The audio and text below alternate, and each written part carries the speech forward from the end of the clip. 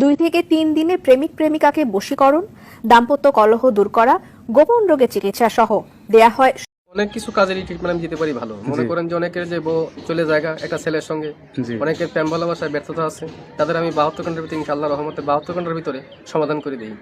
অনেকের জিনে ধরে ফেলাইছে, অনেকের জায়গা মিলে মামলা, অনেকের শত্রু বাড়িতে, অনেকের ভাই বোনে ভাইতাই মিল নাই, ঠিক আছে, সেগুলো আমি কাজ করে দিই। আমি কাজে বিশ্বাসী, আমি কাজ করবো পরে আপনি আমার খুশি করবেন, ঠিক আছে, এই আমার কথা। সুপ্রিয় দর্শক, আসসালামু আলাইকুম। দেশ ও প্রবাসে যে যেখানে আছেন আপনাদের প্রত্যেককে শুভেচ্ছা জানিয়ে শুরু করছি আজকের প্রতিবেদন।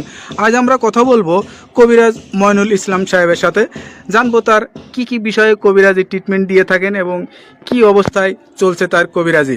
চলুন কথা বলি তার সাথে। আসসালামু আলাইকুম ভাই। ওয়ালাইকুম আসসালাম। কেমন আছেন আপনি? হ্যাঁ, ভালো আছি ইনশাআল্লাহ, আপনাদের দোয়ায়। তা কি অবস্থা, কেমন চলতেছে আপনার?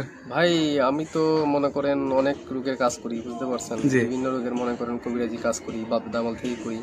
আমার শিক্ষা জীবন হলো কামরূপকামী আসামে পানামে, মেঘালয়, অরুণাচল, মিজোরাম থেকে আমি শিক্ষা করে আইছি আন্দামান দ্বীপপুঞ্জে, ভারতবর্ষের।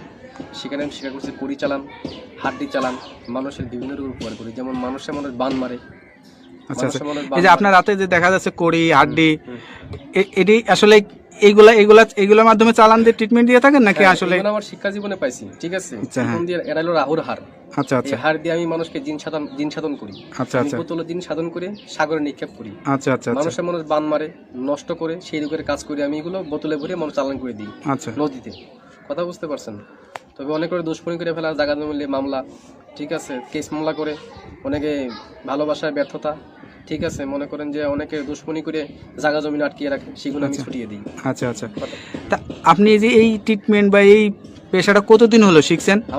আমার বয়স হয়ে গেছে প্রায় 30-35 বছর। আচ্ছা আচ্ছা, এই পেশাটা কি আপনার বাপ দাদার পেশা থেকে আপনারা আসছেন নাকি আপনি শিখছেন? আমার বাবা ছিল কবিরাজ, ঠিক আছে, আমার দাদাও ছিল কবিরাজ, তারা ভারতবর্ষে থাকতো।